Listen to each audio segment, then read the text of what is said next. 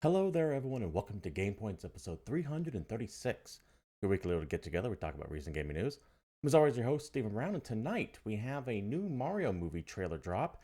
We have the federal FTC likely to challenge the Microsoft buying of Activision, and only a few more other things as we come back from this relatively news free holiday weekend here in the States. But first, I want everyone here to know this is an audience interactive podcast. So if you're watching us live at Twitch TV/GamePoints every Tuesday night at 8 p.m. Pacific Standard Time, feel free to join in the conversation with any comments, questions, or concerns. If you can't join us live, however, feel free to check us out over at any myriad of video hosting platforms, be they BitChute, Rumble, what's the other one? YouTube, the big one, etc. All those places, and leave your comments down there. Just try to keep them germane to the topics on hand.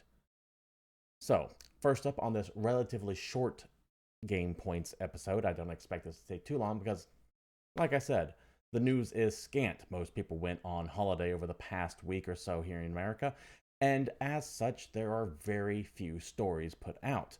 But we do have a handful of them, and we are going to go through them here real quick. Starting with today, Nintendo dropped a new trailer for the Mario movie that's coming up. The one that uses Chris Pratt, has Jack Black as Bowser, Anna Taylor-Joy as Princess Peach. I would love to show you some of it, but as we all know, or at least anyone who has any presence in gaming on any streaming service or video hosting platform, Nintendo tends to be very draconian when it comes to showing off anything from them. And as such, the best I can do is just take you to their Nintendo page here, where you can then click on the link and watch the trailer on your own.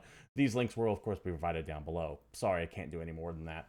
The trailer does go on for a few minutes. It shows a little bit more than what was previously on there. You get a little bit more idea of the world that Mario's in, including what seems to be, I don't know if it's going to be like New York or New Donk City, but you see Earth, essentially, because Mario and Luigi are working on a plumbing issue there. They, of course, get separated. Mario wakes up in the Mushroom Kingdom and has to fight alongside Princess Peach and the Toads against Bowser. They do show a bunch of other Mario-related properties here. For example, Donkey Kong's in it, Mario Kart's in the trailer as well, specifically for them racing along the Rainbow Road. But they're not going full Smash Brothers with it. Don't expect Space Jam, so no Link and Zelda, no Samus Aran, no Pokemon in here at all. They're keeping them mainly contained within the Mario franchise, it seems. Who knows if that other stuff might pop up at the end here, because they do make reference to a multiverse of realities out there that Bowser's trying to take over. Where that might lead to, what was the princess from Mario Galaxy? Lumina? Or were they the Lumines, the stars that she was collecting? Either way, that does open the gateway to have other Nintendo characters in here, but so far from what they've shown, it's been very much a Mario-focused ensemble. This looks adorable, by the way. I'm not going to say it's like the greatest movie of all time or anything like that, but I do want to watch it. I do want to sit down and take a look at it. I will probably enjoy my time with it. I realize it's a kid's movie, so I'm going into this with the same level of expectation as I would Despicable Me or Megamind or anything like that, which are fine movies. They're that category of movie that are clearly aimed at kids, but I think that adults can enjoy as well, and this seems to be firmly in that category. One thing that I did notice that kind of made me smile was the training session when they had like the old school Mario course that Mario had to run through with the whatever you call them, the twirling fire sticks and the donut bridges that collapse if he stands on for too long. I appreciated the callback to the old original games. That one problem I do have with the movie, however, so far anyways, and it could work out just fine. Who knows? When releases in April, this could actually be a minor quibble, if anything. But my biggest problem was I don't buy Charlie Day as Luigi. Something about his voice does not sync up with that character. I don't know what it is, but it just bothers me. Hey there, Rocco. How you doing?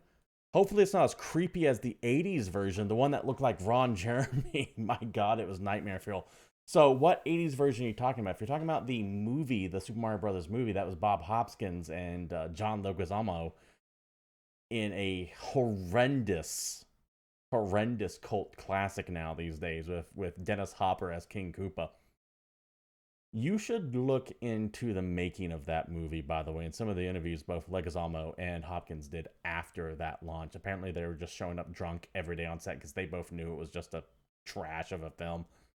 Now, if you want to go back a little bit earlier to when they had the morning TV show with Captain Lou Albino, I think his name was Lou Albino, I think. That guy just looked that guy looks more like Ron Jeremy than anything else, and that was the weird Saturday morning cartoon that had interstitials with live action in it. And I remember being really weirded out by that one too. Though every now and then you would get a Link episode. And while the Excuse Me Princess did reek of corporations trying to find out what was hip and cool at the time, I actually liked those Zelda cartoons as a kid. You look at them today and they are god awful, but as a kid, I was entertained by it. So there have been a series of Marios throughout the years.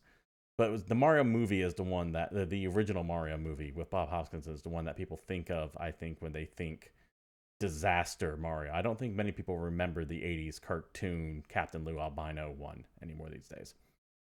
Anyways, let me know what you guys think about this upcoming Mario Brothers movie, by the way. I am looking forward to it. I'm not like excited or anything. I'm not going to go midnight release on it or anything like that. I'll watch it when it comes out and probably smile like I did with Despicable Me. Let's see, let's cut chat here real quick. You hated all the 80s Jim Henson animatronics. It always looked cheap to me even back then. If we're talking about specifically the Mario TV show with Captain Lou in it, there was something Jim Henson-y about it. I don't think there were any Muppets or anything on there, but that stage really did look like it was the same set designer that designed the stage for Fraggle Rock, not from the Fraggle perspective, but from the old man whose garage they lived in. It had that same style, that same je ne sais quoi about it. So I understand the comparison there, at least from my perspective. Anyways, let me know what you guys think about this Mario movie. One thing I will say for certain, I get the feeling this thing is going to make a shit ton of money. I don't see this not being any kind of huge blockbuster, even if it sucks. I fully expect this to make a lot of money. It seems to be checking all the right boxes for it. Anyways, moving on to our second of 4 stories, and only 4. Like I said, it's going to be a short show because there was no news last week. This from Politico, a rarely used site, but a big one. Feds likely to challenge Microsoft's $69 billion Activision takeover. As we all know, Activision is set to try to buy Activision Blizzard, but as such, they have a bunch of regulatory hoops they have to jump through. The EU was kind of holding them up for a bit as they were going to make their way through that, but now it seems like the American FTC is also stepping in. More so than anything that's been going on with the EU regulations, this imperils that deal. It used to be, in my opinion, kind of like a foregone conclusion. However, given who the new head of the FTC is and her general trust-busting stance, this could actually legitimately derail the entire thing. I'll get into what I think might happen at the end of this, but let's go to the article right now. From Politico. The Federal Trade Commission is likely to file an antitrust lawsuit to block Microsoft's $69 billion takeover of video game giant Activision Blizzard, maker of hit games Call of Duty and Candy Crush. By the way, as we've discussed, Call of Duty huge, Candy Crush and King, that organization, I think is the gem of the deal. Call of Duty is just a nice bit of icing on top. Back to the article. According to 3 people with knowledge of the matter. Anonymous sources, just keep that in mind, although it is multiple of them. A lawsuit would be the FTC's biggest move yet under Chair Lina Khan and to rein in the power of the world's largest technology companies. It would also be a major black mark for Microsoft, which has positioned itself as a white knight of sorts on antitrust issues in the tech sector after going through its own grueling regulatory antitrust battles around the world more than 2 decades ago. A lawsuit to the deal is not guaranteed, and the FTC's 4 commissioners have yet to vote out a complaint or meet with lawyers on the companies, 2 of the people said. However, the FTC staff are reviewing the deal and are skeptical of the company's agreements, those people said.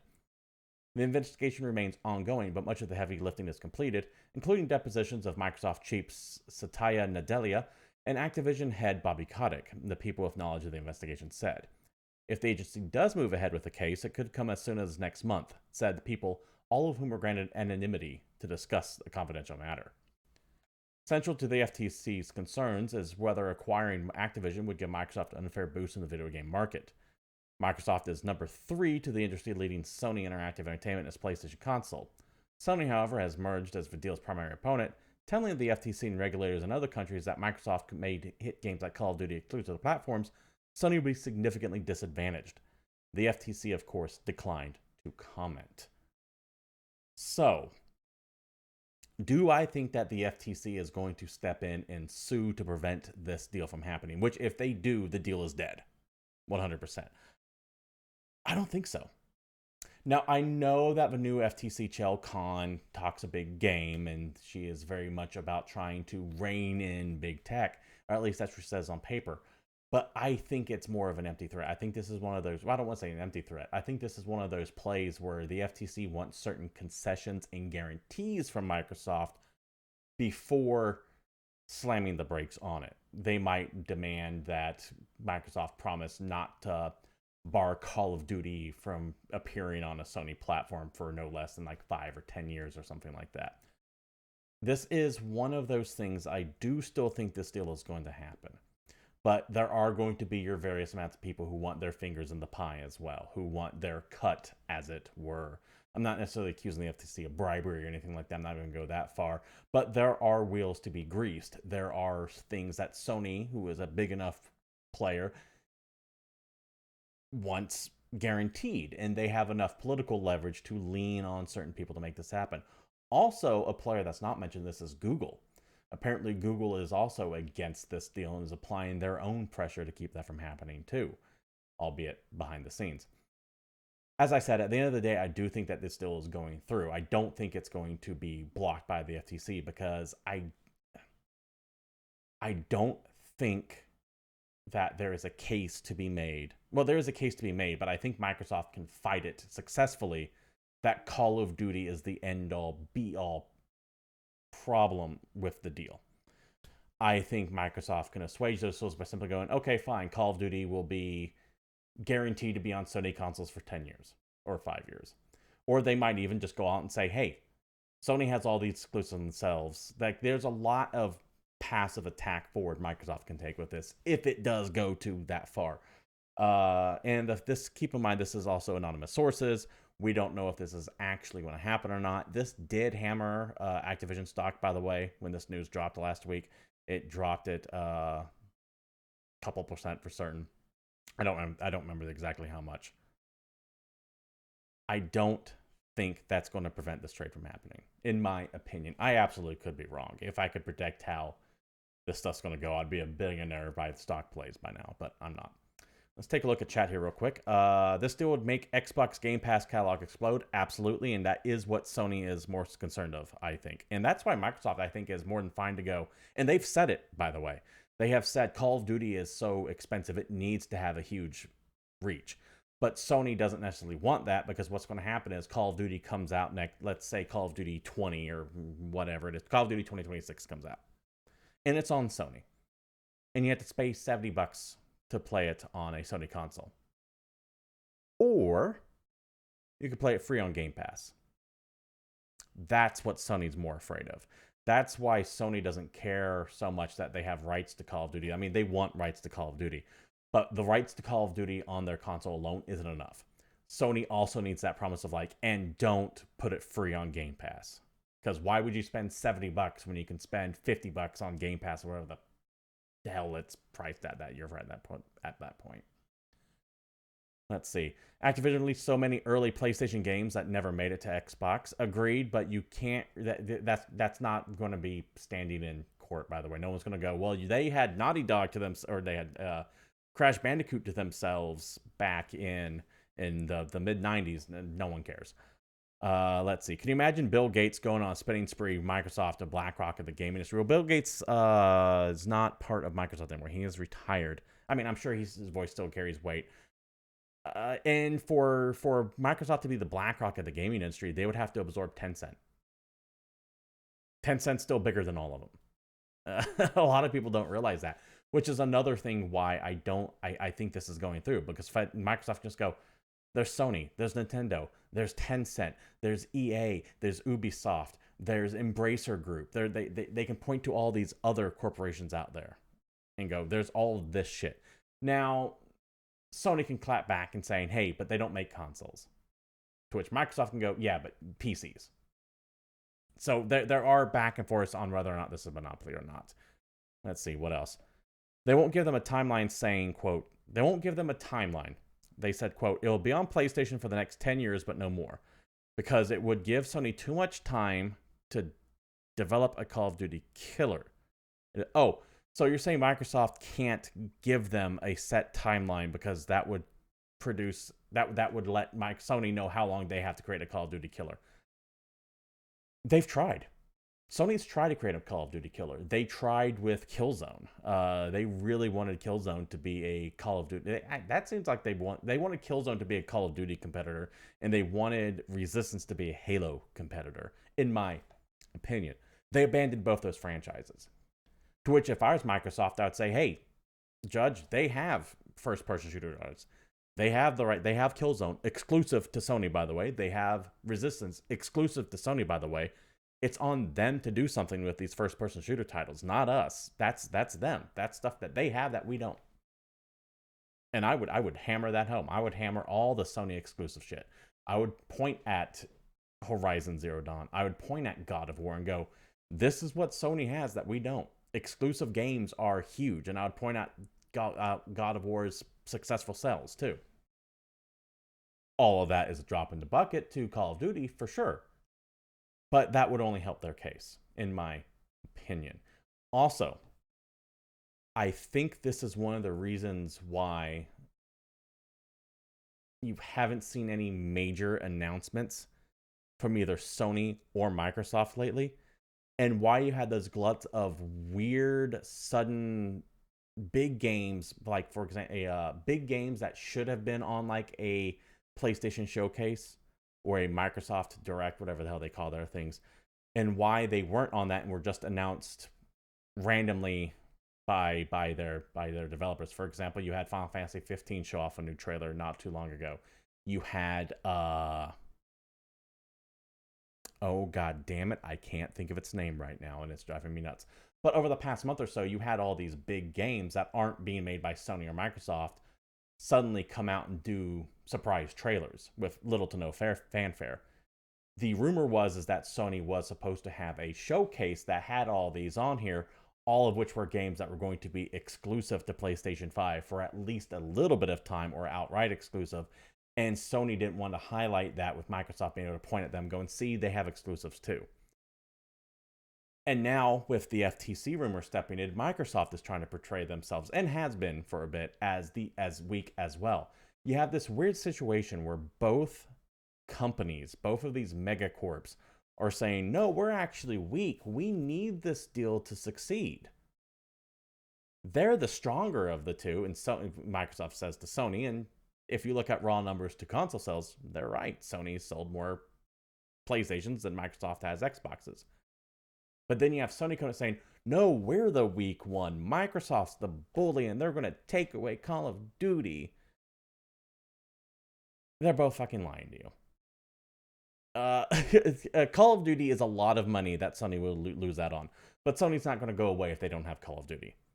And Microsoft is not this tiny little woe is me company when compared to Sony. When you take a look at them as a whole, Microsoft is bigger, I believe, than Sony by multiple magnitudes. I don't have the numbers in front of me. Forgive me if I'm wrong on that. But if you look at their gaming division, PlayStation is bigger than Microsoft. This is... I hate this woe is me bullshit that you're seeing both sides doing, by the way. Microsoft, if it's like, oh, poor little us, we're just third and out of 3 people, and we're just dead last, and we need Call of Duty. Whereas Sony's like, oh, poor little us, we can't survive without Call of Duty. Fuck you both. I don't think it's a monopoly if Microsoft buys Call of Duty. I get why people are against it. I totally do. I'm a PC guy. So as far as I'm concerned, that means more Activision games for free for me with the Game Pass inclusion that I have. But they totally get it why people don't want these megacorps buying up these other studios. And I do understand it because it does tend to lead to a death of creativity when a big boy buys a little one, which is why most of my favorite games over the past few years have been the smaller indie shit. But that's just me. You all let me know what you think down below. Yeah, it's not just, to be fair, it is more than just Call of Duty. There's also the entire Activision and Blizzard catalogs, Overwatch, Diablo, StarCraft, and as I said, the actual crown jewel of the deal, King. Everyone forgets how much mobile gaming makes as far as like raw dollar amount. But the main focus of Sony's push here has been Call of Duty. So that is why I am trying to stay focused on Call of Duty, because as far as I can tell, neither side is arguing King and Activision side of things. It's specifically Call of Duty, not the rest of the catalog. The next story we have is from IGN. A little bit of an update on that Witcher remake. Those boys at CD Projekt Red are confirming it's going to be open world. Not really surprising, but if you're expecting a one-for-one remake, that's clearly not happening. CD Projekt Red has confirmed its Unreal 5 remake of 2007's The Witcher will be fully open world. Revealed during its third quarter financial results, CD Projekt Red briefly mentioned its announcement of The Witcher remake, saying that it will be a story-driven, single-player, open-world RPG. The studio had previously only confirmed there will be another full-fledged Witcher game, but as the original is not open world, there was speculation whether or not the remake would resemble the 2007 version or something closer to Witcher 3 The Wild Hunt. What I was expecting was something more along the lines of The Witcher 2, which were these individual-sized maps, kind of the new Tomb Raider style, or even the new God of War, if you want to use that, where it was a mini open world, kind of. It's not like a huge sprawling area, but you have a tightly controlled small area that you can explore pretty in depth, and then you'd move on to a new area. That's what I thought this remake would be. But it seems like they're going full Witcher 3 here with just a giant open world, at least if that one little line is to be believed. I fully admit there's very little story here other than they say the words open world RPG on it. But the reason why IGN ran this headline and the reason why I'm talking about it, once again, lack of news. So I'd be fine with this. I would be fine to see them take that plot and expand it out to an open world and just kind of tone it up a little bit, because while it does have a coherent story, it's not well told. It was at the time for a series that no one had any idea what it was about. I did enjoy the story of the first one, but it really can be expanded on. They really can touch that up. Let's take a look at chat here. They have honed the open world, the quest lines, lore. I understand why they want to expand the story and the same protagonist, but damn it, I want it to be The Witcher. I want to create a character. You want to be The Witcher. You want to create a character and squad up for my boys, take down some mythical beasts, scrap the single player MMORPG. So if I'm reading that right, you don't want to play as Geralt. You want to make your own Witcher and then throw them out there. Well, good news for you. Apparently, Witcher 4 is going to be doing that, if I recall correctly. The Witcher 4, which CD Projekt Red is also making, is supposed to have the create your own Witcher and then send them off to fight monsters kind of deal on it. A more personalized story, as opposed to retelling or telling Geralt's story, whose narrative came to the end at the end of the third one. I was trying to think of another word other than story, because I said it 2 or 3 times, but couldn't think of anything clearly fast enough. I have one more story here that I want to go with. This is more of a vanity story than anything else, because I just love this game so much, but very few people actually care. This is from Persona Central. 13 Sentinels Aegis Rim reaches over 800,000 copies sold worldwide. During the third anniversary celebration live stream for 13 Sentinels Aegis Rim earlier today, the host introduced the sci-fi adventure game by Vanillaware by revealing its latest sales milestone. It was confirmed that 13 Sentinels has sold over 800,000 copies worldwide. The previous announced milestone was 500,000 copies last year on November 28th, 2021. Following last year's sales numbers, Nintendo Switch released in April 2022, along with the Value Pack released in Japan of August 2022, the Switch release had debuted with 27,000 copies sold in Japan during the first week. I can read, I swear to God, it's just a lot of business speak and a lot of numbers thrown at me. 13 Sentinels initially debuted in Japan on November 28th, 2019, with 35,000 sales, with director George Kamitani expressing regret at the middling performance. Anyways, why am I bringing this up? Let's just go ahead and move past all the numbers like that. Why am I bringing this up? Because I adore this game. And I adore Vanillaware games in general. But when I heard that this had a very soft launch, I was kind of bummed out. And I get why. Because this is the most weeby of weeb shit humanly possible.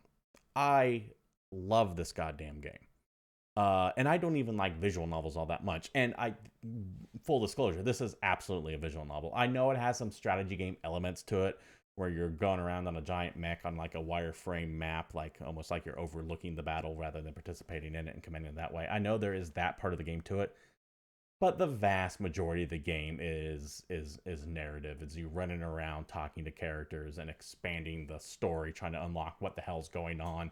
The tale is told anachronistically, so everything is out of order. It jumps around all over the place. It's full of science fiction and anime tropes, and just inject that shit right into my veins.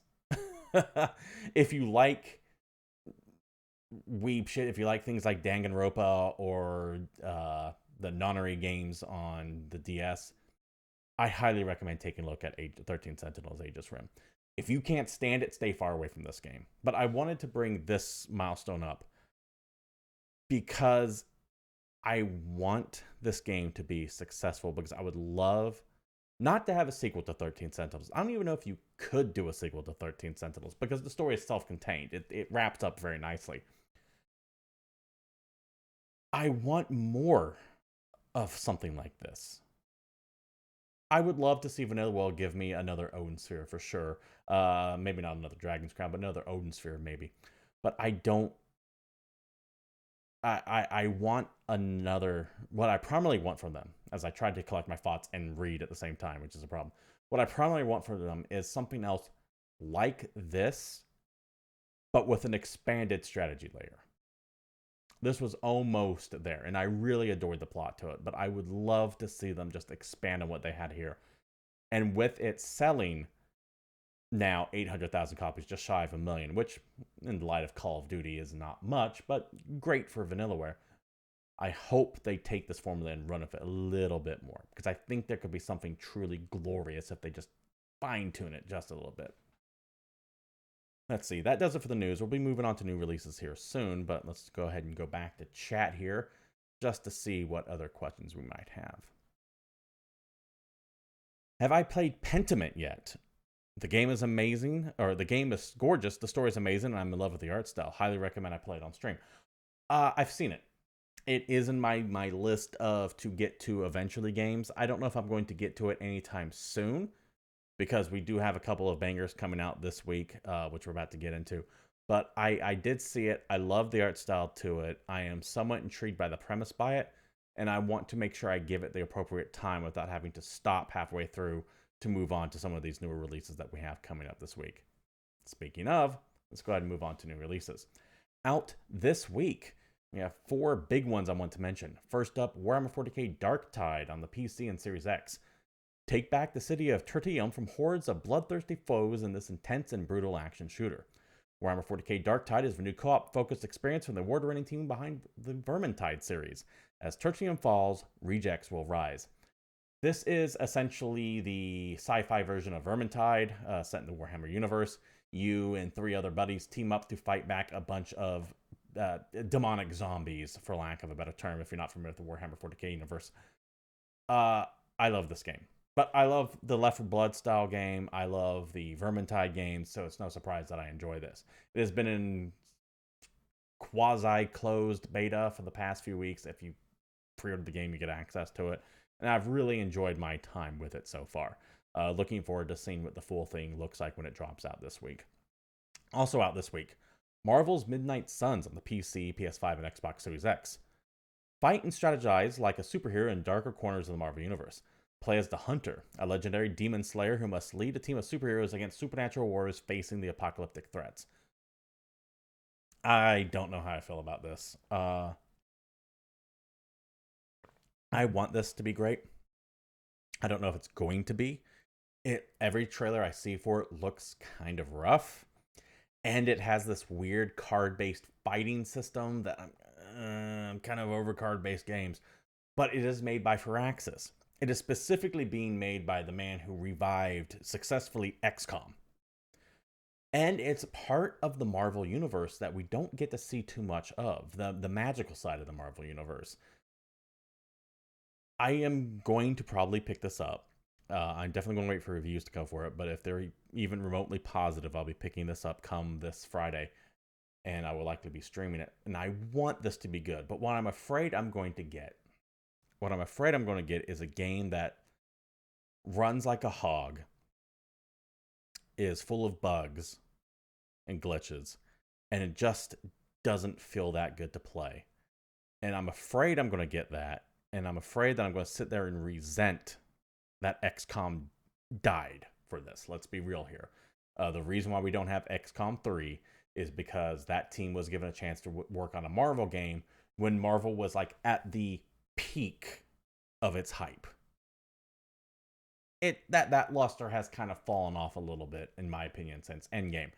But you don't refuse making a Marvel game when this game went into development. And as such, XCOM 3, in my opinion, was shelved for who knows how long, maybe permanently, to make room for Marvel Midnight Suns. It's the same way why you'll never get another Infamous game on Sony consoles, because that team made Spider-Man. Why would you make Infamous 3 or Infamous 4, if you count Second Son as the third one, when you can just make Spider-Man 2? And Spider-Man was an amazing game, don't get me wrong, but I do miss the Infamous universe. And I am really... if this succeeds, and if this blows off the doors off, this team is going to forever be making Midnight Suns. There'll be Midnight Suns 2, Midnight Suns 3, or other versions of this. And if it flops, that this team might be disbanded, given the financial situation of the world right now. Either way, that means I don't get XCOM 3, and it pisses me off. I hope this is good, though. I have no reason to doubt that this will be anything less than decent. I'm just worried about it. I really am. It feels like there's very little marketing that I have seen on it. There's been only a few places that have gotten previews to it. And from what I understand, the embargo on this drops the day the game launches. I think. I could be getting confused with Callisto Protocol, which is what we're going to talk about next. Callisto Protocol, coming out on PC, PS5, PS4, Series X, and Xbox One. Survive to escape the horrors of Callisto and uncover dark secrets of Jupiter's dead moon. This is from Striking Distance. These are the guys that created the original Dead Space, Glenn Schofield, and the team behind Vicarious Visions. Can't remember anymore.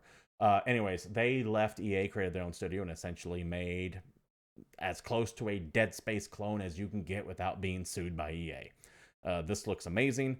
I am really excited for this. They have this little audio drama that I've been listening to called Helix Station, I believe, with Gwendolyn Christie and Michael Ironside in it. I've been really enjoying listening to that. Kind of reminds me of the original Dead Space marketing push when they were doing the alternate reality games and the comics and the movies and everything like that. Way more melee focused from what I'm hearing than I was expecting. But this looks great. And the survival horror player in me is really jonesing to get a hold of this. That comes out this Friday as well. Then finally, as far as new games go, as far as the big games go, I should say, Need for Speed Unbound on the PC, PS5, and Xbox Series X. Race to the top and definitely don't flop.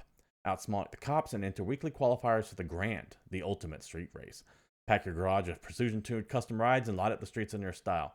The only things I know about this is, one, it's a new Need for Speed game, and two, they're charging $70 on the PC for it.